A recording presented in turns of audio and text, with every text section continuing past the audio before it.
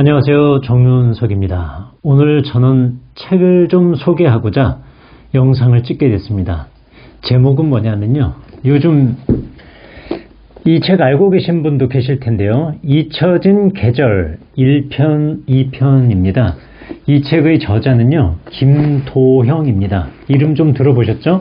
김도형 교수.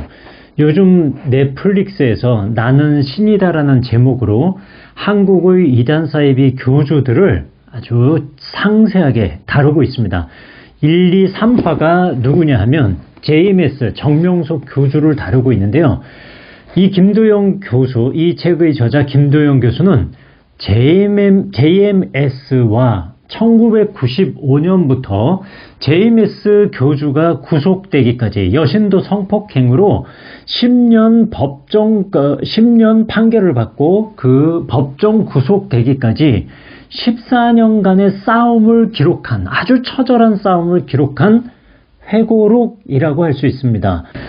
저는 이 책의 저자 김도영 교수를 2022년 2월 6일 서울 종로에서 만났습니다.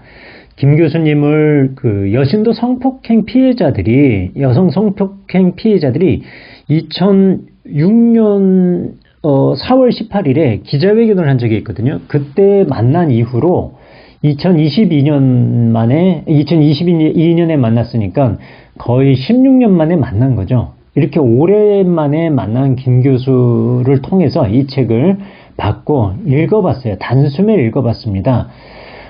이 책을 읽으면서 한편 놀란 점은 뭐냐 하면 첫 번째로 장기판에서 고수가 하수를 코너로 몰아붙이듯이 JMS 거대 조직을 상대로 해서 코너로 몰아붙이는 이 교수님의 모습을 보면서 아주 혀가 내둘러지는 감탄을 했습니다. 그리고 또 한편 두 번째로 느낀 게 뭐냐면 고구마 100개를 집어삼킨 것처럼 가슴이 답답하다 못해 먹먹해지는 그런 답답함도 체험을 했어요. 이유가 뭐냐면 이 JMS 조직이라고 하는 것은요. 성 문제를 교리화했을 뿐만 아니라 그것을 실행하는 정말 악마 같은 정명석이라는 사람이 교주로 있는 곳 아닙니까? 그런데 검찰과 경찰이 사법부가 시퍼렇게 존재함에도 불구하고요. 제대로 된 형사처벌이 내려지지 않았을 뿐만 아니라 이 거대 조직, 이건 범죄 조직과도 다를 바 없을 정도라는 걸 넷플릭스 나는 신이다라는 걸 본 분들은 누구나 공감할 거예요. 그런데도 불구하고 이런 조직이 해체되지 않고 있다라는 이 현실에 정말 고구마 100개 먹은 것 이상의 답답함을 느낄 수밖에 없다는 거죠.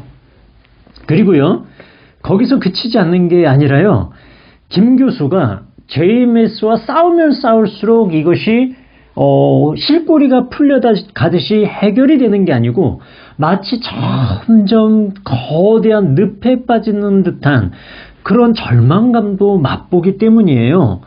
검찰 조직에 JMS가 있어요. 검찰 조직뿐만 아니라 국가정보원에도 있어요. JMS가 마수가 뻗친 곳이 박사 학위를 받고 근무하게 된 곳에서도 JMS 신도를 만나는 거예요. 가장 소름 돋았을 때는 뭐냐면 김도영 교수를 테러하기 위해서 일명 넷플릭스에서 여우사냥이라고 하거든요. 그 여우사냥을 하면서 김도영 교수를 찾을 수 없으니까 아버님께서 집중적으로 테러를 당해요. 이 머리를 집중 구타를 당해서 병원에 입원을 했는데 주치의마저도 JMS 신도였다는 거예요. 김 교수 자신도요. JMS와 싸우면서 가장 섬뜩했을 때가 언제였느냐. 바로 아버님께서 테러를 당하시고 입원을 한 병원의 주치의가 JMS 신도였을 때다. 이 말씀을 하더라고요. 그리고 성폭행범 정명석 교주만 성폭행범을 한 범죄자일 뿐만 아니라 그 범죄자를 비호하는 세력이 끊임없이, 호위무사들이 끊임없이 김 교수를 압박하고 위협했고요. 그리고 정명석 교주 구속에 이르기까지 끊임없는 고소고발이 있었고요. 테러뿐만 아니라 원치 않는 전과까지도 이 김 교수는 얻게 됐습니다. 그럼에도 이 김 교수가 14년 동안, 그러니까 95년부터 정명석 구속되기까지 2008년까지 끊임없이 싸울 수 있었던 동력이 뭐였을까요? 물어봤어요. 교수님, 어떻게 당신은 이 거대 조직 JMS와 싸울 수 있었습니까? 이렇게 물어보니까 김 교수 답변이 뭐였냐면요. 분노 때문이었다라는 거예요. JMS와 싸우면서 정말 죽음의 공포도 느낄 정도로 겁이 났지만 그것을 넘어서고 극복할 수 있었던 건 그 범죄 조직에 대한 분노였다는 거예요.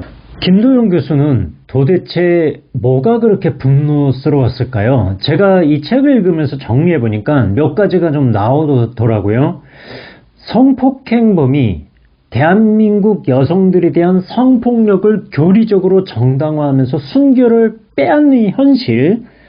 두 번째가 국가 고위직과 공직에 있는 호위무사들이 비호하면서 그 속에서 사이비 교주가 전 세계를 돌면서 그룹 섹스 행각을 펼치는 이 영화보다도 더 추악한 그 현실, 실상. 그리고 세 번째로요.